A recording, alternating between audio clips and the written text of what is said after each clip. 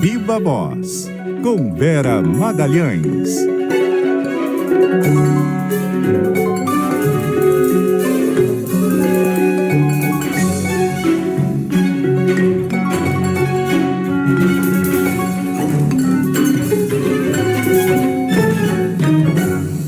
E aí, Vera? E aí, aniversariante, parabéns para você, Sardenberg, muitas felicidades. E para Cassinha também, que ontem eu não fiz o Viva Voz, só dei parabéns em privado. Parabéns para a dupla do CBN Brasil. Cassinha fez aniversário ontem. Isso. E eu faço amanhã. Ah, é amanhã? É amanhã. Mas você fez bem, Vera, porque é o seguinte, amanhã você não vai estar aqui conosco, Carlos Alberto. Nem também eu vou não. estar aqui. É verdade. Amanhã é só verdade. eu vou estar aqui, então você fez muito bem de dar parabéns para ele hoje.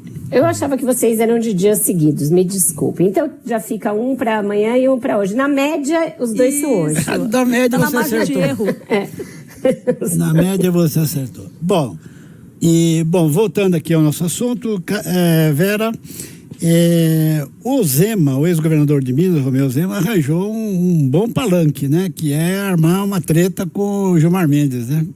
Ele arrumou uma plataforma eleitoral que pode render dividendos para ele, Sardenberg, nesse momento em que ele tenta, de todas as maneiras, consolidar a candidatura dele para, além das pressões para que ele desista, das quais a gente até já tratou aqui bem recentemente. Mas ele acelerou nesse caminho de ser o mais anti-supremo dos pré-candidatos à presidência da República. Fez isso por meio de uma série de vídeos nas suas redes sociais. E quando eu falo uma série, é uma série mesmo, porque são muitos, são bases ali diárias de muitos vídeos, satirizando, ironizando os ministros, atacando-os. E aquela coisa de vestir a carapuça e de atravessar a rua para entrar numa briga, o ministro Gilmar Mendes acabou fazendo as duas coisas, né? E desde o início da semana ele começou uma série de iniciativas em reação a esses vídeos bastante truculentas. Primeiro pedir a inclusão do ex-governador no inquérito das fake news, o que já é uma coisa que tem dois problemas, né? Um viés autoritário de você pedir uma notícia-crime contra alguém que está fazendo uso do seu direito a se expressar, e o segundo, fazer isso por meio de um inquérito que já é bastante questionado pelo fato de estar em vigor há 7 anos e não ter nenhum sinal de que vai ser encerrado. E aí ele também começou a dar uma série de entrevistas. A primeira delas, a Renata Lopretti, no jornal da Globo. E ontem deu uma outra ao portal Metrópolis, em que ele, além de atacar de volta o governador, usou um caminho péssimo para isso, dizendo: eu, por exemplo, também poderia ofender o ex-governador dizendo que ele é homossexual, como se isso fosse uma ofensa, que não é.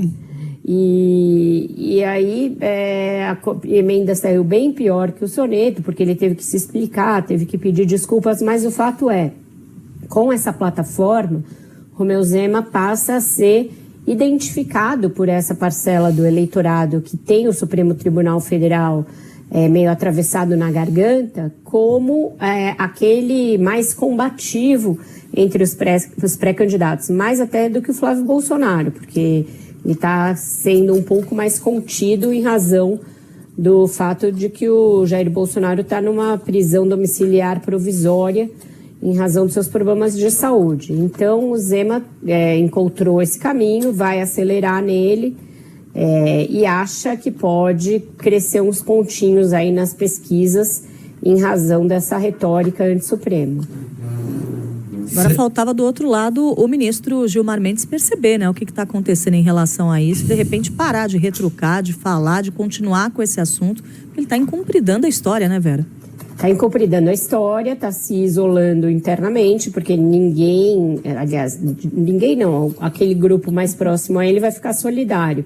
Mas o grupo ligado ao presidente Edson Fachin e aos outros ministros mais independentes não vai ficar solidário numa cruzada como essa para enquadrar todo e qualquer político que fala mal do STF. Já foi o senador Alessandro Vieira, agora o Romeu Zema, e nessa toada, durante a campanha eleitoral, vai ficar essa coisa de ameaçar qualquer político até... Hoje teve uma coluna que disse que ministros falam até em prisão do Zema, umas coisas absurdas, completamente despropositadas, não tem lógica isso, não tem nenhum amparo legal, e aí isso pode agravar em muito a crise de imagem que o STF já vive e que parece passar despercebida por esses ministros. Na entrevista a Renata Lopretti, ele negou a crise o tempo inteiro, parecia. Mas o que parece é que ele está fazendo ameaças, assim, tipo ameaça preventiva, né? Dizendo aos políticos, olha, se vocês atacarem o Supremo, olha só o que pode acontecer, né? Tanto que o próprio Gilmar disse que, perguntado sobre o inquérito das fake news, o inquérito que não termina, ele falou que achava que esse inquérito devia permanecer pelo menos até as eleições. Quer dizer, a intenção aí está clara, né? Exato. Usar um inquérito que nasceu para outro propósito como uma arma permanente para calar adversários não é nada democrático, né? Então, o Supremo, que de fato teve um papel na defesa da democracia, acaba incorrendo na lógica inversa e agindo de forma completamente autoritária e truculenta nesse episódio, Sardenberg. Vera Magalhães, muitíssimo obrigado, Vera, pelo comentário, pelos cumprimentos pelo nosso aniversário. Nosso aniversário, nós somos gêmeos, né? É isso. Vocês são. Então aproveite muito amanhã, Sardenberg, já fica o parabéns aqui, mas depois eu te mando uma mensagenzinha em privado. Tá certo. Amanhã. Falou, Vera, obrigado, até. Tchau, gente, Até mais.